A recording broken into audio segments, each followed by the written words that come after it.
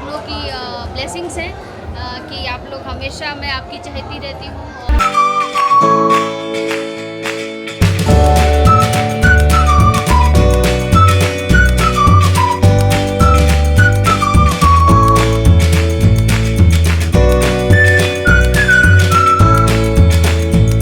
देवेंद्र गुप्ता फिर से आ गए हम आप लोगों के सामने 18th Bhojpuri film award show में।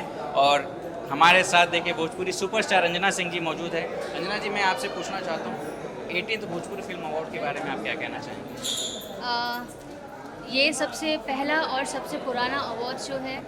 इसको आज 18 साल पूरे हो गए हैं। 2005 से इसकी शुरुआत हुई थी और विनोद गुप्ता जी को मैं बहुत बहुत बधाई देना चाहती हूँ कि उन्होंने इतने सालों से हम लोगों के काम को अवार्ड के ज़रिए से सम्मान दिया है। अवार्ड के ज़रिए से उन्होंने हमारे काम को सराहा है और लोगों तक पहुँचाया है और भोजपुरी फिल्म अवार्ड्स को अब तक लेके चल रहे हैं और आगे भी ऐसे ही भोजपुरी फिल्म अवार्ड होते रहें और जो लोग डिज़र्विंग हैं उन्हें अवार्ड मिलते रहें।